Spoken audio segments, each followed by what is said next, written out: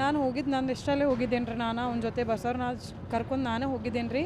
ನಮ್ದು ಹಸ್ಬೆಂಡ್ದು ಬೇರೆದವ್ರ ಹೆಂಗಸ್ರ ಜೊತೆ ಹೊಲಸು ಸಂಬಂಧ ಇತ್ತು ರೀ. ಅದಕ್ಕೆ ನಾನು ಹೋಗಿದ್ದೇನೆ ರೀ. ನಾನು ಸುಳ್ಳು ಹೇಳಿಲ್ಲ, ನನ್ನ ಹೆಸರು ಭಾಳ ಕೆಡ್ಸಿದಾನೆ ರೀ ಅವನು ನ್ಯೂಸ್ ಒಳಗೆ ಹಾಕಿ.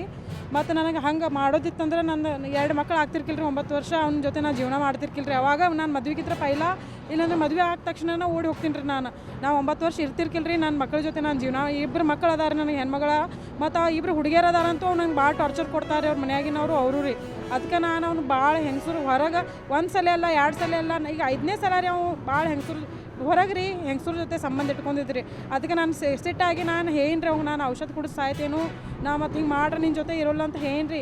ಮತ್ತು ನೀ ಹಿಂಗೆ ಮಾಡ್ರೆ ನಾ ಮತ್ತೆ ಹಂಗೆ ಮಾಡ್ತೇನೆ ಅಂತ ಹೇಳ್ರನು ಅವ್ನು ಮತ್ತೆ ಲಾಸ್ಟ್ ಮತ್ತೆ ಹಂಗೆ ಮಾಡಿದ್ದೆ ನಾವು. ಅದಕ್ಕೆ ನಾನು ಸಿಟ್ಲೆ ಹೋಗಿದ್ದೇನೆ ರೀ. ಮತ್ತು ಅವ್ನು 5 ಲಕ್ಷ ರೂಪಾಯಿ ಇಲ್ರಿ, ನಾ ಬಾಡಿಗೆ ಮನ್ಯಾಗ ಉಳ್ಕೊತಿದ್ವಿ ರೀ. ಅವ್ನು 5 ಲಕ್ಷ ರೂಪಾಯಿನೂ ತೊಗೊಂಡು ಹೋಗಿಲ್ರಿ. ನಾ 60 ಗ್ರಾಮ್ ಬಂಗಾರ ಇದ್ದಿರ್ಕಿಲ್ರಿ ಮನ್ಯಾಗ. ನೀವು ಹೆಂಗೆ ಹಾಕ್ತೀರಿ 60 ಗ್ರಾಮ್ ಬಂಗಾರ 5 ಲಕ್ಷ ರೂಪಾಯಿ ಯಾರು ಮನ್ಯಾಗ ಇಟ್ಟು ಹೋಗ್ತಾರೆ ರೀ? ಹಾಂ, ಮನ್ಯಾಗಿಟ್ಟು ನಾನು ಒಬ್ಬಕ್ಕಿನ ಬಿಟ್ಟು ಹೋಗ್ತಾನೆ ರೀ ಗಾಡಿ ಮೇಲೆ.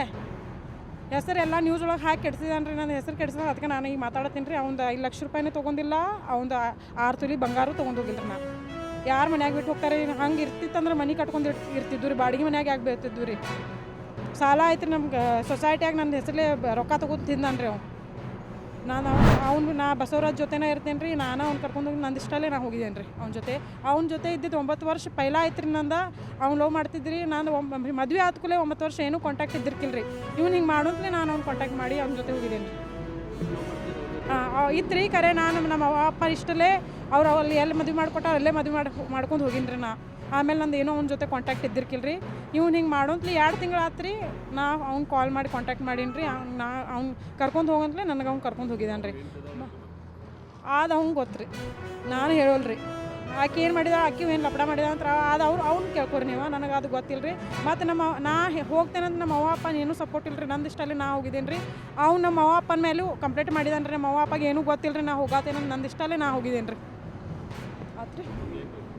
ಹಾಂ, ಮುಂದೆ ಹಾಂ ಇಲ್ರಿ, ನಾ ಏನು ಕಂಪ್ಲೇಂಟ್ ಕೊಡೋದು? ನಾ ಎಲ್ಲಿ ಹೋಗ್ತೇನೆ ಆರಾಮಾಗಿರ್ತೀನಿ ರೀ. ನಾನು ಅವ್ರದ್ದು 3 ಮನೆ 2 ಜಾಗ ಅದಾವ್ರಿ. ನಂದ್ಗಡಕ್ಕೆ ನನ್ನ 2 ಮಕ್ಕಳು ಅದಾವ್ರು. ನಾನು ನೋಡ್ಕೋತೇನೋ ಅರ್ಧ ಅವ್ನು ನನ್ನ ಹೆಸರಲ್ಲೇ ಮಾಡ್ಬೇಕು ರೀ.